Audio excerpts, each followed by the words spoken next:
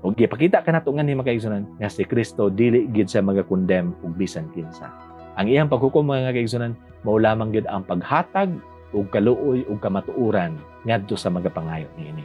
Ug sa katong mudawat kang Kristo, giingon sa Romans 8:1, there is therefore now no condemnation to them which are in Christ Jesus, who walk not after the flesh, but after the Spirit.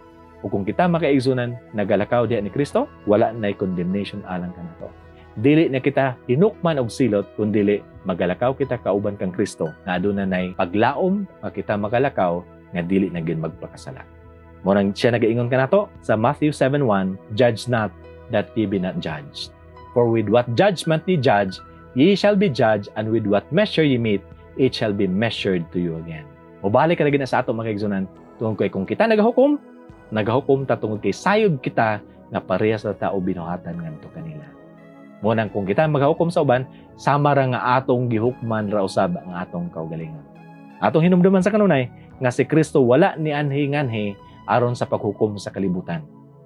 Ningon siya sa John 12:46, I have come as a light into the world, that whoever believes in me may not remain in darkness. Na kung atong pagadawaton sa Jesus mga kaigsunan, magauban kita ngadto kaniya ngadto sa kahayag. But if anyone listens to my sayings and doesn't believe, I don't judge him. Bisan pag ato siyang isalikway, bisan pag atong isalikway ang iyang mga pulong, dili sa gihapon siya magahukom kanato. For I came not to judge the world, but to save the world. Nianhi siya nganhi aron dili sa paghukom sa kalibutan, kundi sa pagluwas niini. Ang ama nag-ingon nga dili siya magahukom ug iyang itugyan ang tanang paghukom ngadto sa anak, ug ang anak karon nag-ingon usab nga dili siya magahukom ni bisan kinsa, dili siya magahukom sa kalibutan, nan kinsa day ang magahukom kanato. Ingon din sa John 12:48, he that rejected me and received not my words hath one that judgeth him. Ang kato daw nag-reject kaniya ug wala nagadawat sa iyang pulong, adunay isa nga magahukom kaniya. Unsa man na? The word that I have spoken, the same shall judge him in the last day. Subuti pasabot ang amahan dili magahukom kanato. Ang anak dili usab magahukom kanato, pero ang iyang pulong nga iyang gibuhian, pero atong gisalikway ug wala nato dawata, mao kana ang magahukom kanato didto sa kaulian.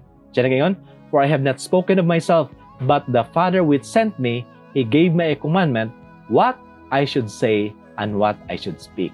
Sa atong pagsalikway ni Kristo, sama ra nga atong gisalikway ang pulong sa amahan, o sa atong pagsalikway kanila, ato rang gihukman atong kaugalingon nga dili takos sa kinabuhi. Ug ang mga pulong atong gisalikway, mora nga atong magabalik sa atong panumduman ug ato ang maghukom kanato didto sa katapusan. Sa history sa katawan sa Dios mga kaigsunan, makita nato nga ang ilang istorya puno gid sa ilang mga pag-antos.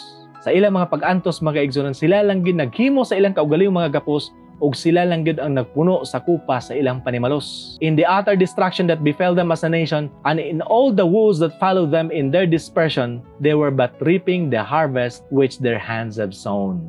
Pero giunsa nila pag-represent ang ilang mga pag-antos? Their sufferings are often represented as a punishment visited upon them by the direct decree of God. It is thus the great deceiver seeks to conceal his own work. Sa ilang mga pag-antos, ilang giani ang ilang mga gitanom, pero ang ilang mga pag-antos mga kaigsunan, ila ka nang girepresentahan, ila ka nang gisulat nga na sa Biblia, nga mga silot ka na nga gikan sa Dios nga na kanila tungod sa ilang pagpakasala.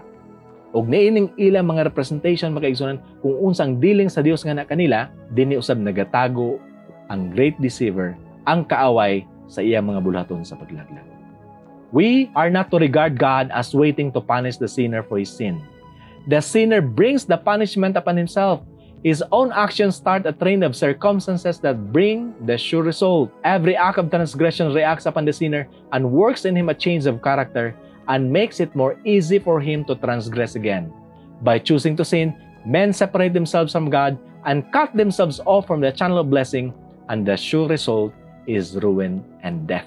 Mao kana siya mahimong resulta mga kaigsunan. So dili na to una-unaon ng Dios andem gyud mosilot sa mga makasasala, kundi ang makasasala siya lamang gyud ang magadala sa punishment nga na sa iyang kaugalingon. Tungod kay ang iyang kaugalingong mga actions magasugod kini og train sa mga panghitabo nga eventually makaigsunan magaresulta kini sa iyang kalaglagan. Kung kita magapili gid sa pagpakasala, kita lang gid nagabulag sa atong kaugalingon gikan sa Dios, ug gikuha nato atong kaugalingon gikan sa agianan sa iyang mga panalangin ug ang mahimong resulta giniana mao ang kalaglagan ug ang kamatayon. Gusto ba nato masabtan kung sa unsang pamaagi ang usa ka kalag mahimong malaglag? It is not that God sends out a decree that man shall not be saved. Dili ang Dios mo'y nagahukom, nagahatag og decree ang usa ka tawo dili siya maluwas. He does not throw a darkness before the eyes which cannot be penetrated, but man at first resists a motion of the Spirit of God, and having once resisted, it is less difficult to do so the second time, less the third, and far less the fourth. Then comes the harvest to be reaped from the seed of unbelief and resistance. Oh, what a harvest of sinful indulgence is preparing for the seeker. Mabot gid siya sa harvest magaigsoon ng atong pagkadautan. Unsa daw mechanics na ini? Dili din Dios mo'y nagatabon kanato nga nas kangitngit. Dili siya mo'y nagapagawas og dikdi nga dili ta maluwas. Kundi sa atong pagdumili sa Espiritu sa Dios nga nagahunghong kanato, nagakonvict kanato unsa itong mga binuhatan sa diyang ato kanang balibaran, mas dali na kita mo balibad sa ikaduhang panahon, mas dali sa ikatulo hantod na gyud nga muani gid na gyud kita kung unsa ang atong binuhatan sa dili nato pagkamatuo. Sa unsang pamaagi gina-execute sa Dios ang iyang paghukom. Ningon sa Psalms 9:16, the Lord is known by the judgment which He executed. The wicked is snared in the work of His own hands. Does the Lord execute His judgment? Yes, Psalms 9:16 said. But how does He execute His judgment? Yun diya, the wicked is snared in their own hands. Ang ato lang yung pagkadautan, mao lamang gyud kana ang nagasilot kanato. Sa unsang pamaagi nagaabot ang paghukom sa Dios? Yun din I was shown that the judgments of God would not come directly out from the Lord upon them, but in this way, dili daw ang paghukom sa Dios moabot nga direkta gikan sa Dios nga na kanila, pero sa ingon ani nga pamaagi. They place themselves beyond His protection. Ato lang yung gibutang atong kaugalingon, gawa sa iyang proteksyon. Sa kanunay, siya lang gyud naga-warning kanato, naga-correct kanato, naga-badlong kanato, ug naga-point lang gyud ngadto sa dalan nga paingon sa kaluwasan. But if those who had been objects of His special care will follow their own course independent of the Spirit of God, and after repeated warnings, if they chose their own way, then He does not commission His angels to prevent Satan's decided attacks upon them. Makita nato karon mga kaigsunan nga nagkadaghan ang mga kalamidad asa man kinigikan. It is Satan's power that is at work at sea and on land, bringing calamities and distress, and sweeping off multitudes to make sure of his prey, and storm and tempest both by sea and on land will be, for Satan has come down in great wrath. He is at work, he knows his time is short, and if he's not restrained, we shall see more terrible manifestations of his power than we have ever dreamed of. Makita na ito mga kaigsunan nga nagkadaghan na ang mga katalagman karon, pero kana mga kaigsunan gamay ra gid na kayo tungod kay ang yawa ginapugnan pa gyud. Ug sa diya moabot ang panahon mga kaigsunan nga wala na gyud pay makapugong pa sa passion sa tao. Final na gyud ang tao sa iyang pagpili kung unsa ang iyang pilion. Ang Dios bawang kalibutan. Diha na pagabuhian sa Dios mga kaigsunan ug diha na to makita ang gahom gid sa yawa nga magalihok dining kalibutan. Now, how about in the final judgment? Sa unsang pamaagi mga kaigsunan, magahukom ang Dios ni anang gitawag nga final judgment. When the records of heaven shall be opened, the judge will not in words declare to man his guilt. Dili siya mo ingon kanato mga kaigsunan, dili ka maluwas. But will cast one penetrating, convicting glance, and every deed, every transaction of life will be vividly impressed upon the memory of the wrongdoer. The person will not, as in Joshua's day, need to be hunted out from the tribe to family, but his own lips will confess his shame. The sins hidden from the knowledge of men will then be proclaimed to the whole world. Buti pasabot niya na mga kaigsunan, dito sa katapusan, ipahinumdum sa Dios ang atong mga binuhatan o kita lang gyud ang magahukom sa atong kaugalingon. Ng atong pagkahinukman mga kaigsunan, ang himuon sa Dios mao lamang gyud ang pagdeklara kung unsa atong gipili gyud. Atong pagpili, iya ginang i-honor mga kaigsunan ang atong kagawasan sa pagpili. O kung aduna may pagpahamtang sa silot, kinsa man ang magapahamtang niana. We cannot know how much we owe to Christ for the peace and protection which we enjoy. It is the restraining power of God that prevents mankind from passing fully under the control of Satan. The disobedient and unthankful have great reason for gratitude for God's mercy and long-suffering in holding in check the cruel, malignant power of the evil one. But when men pass the limits of divine forbearance, that restraint is removed.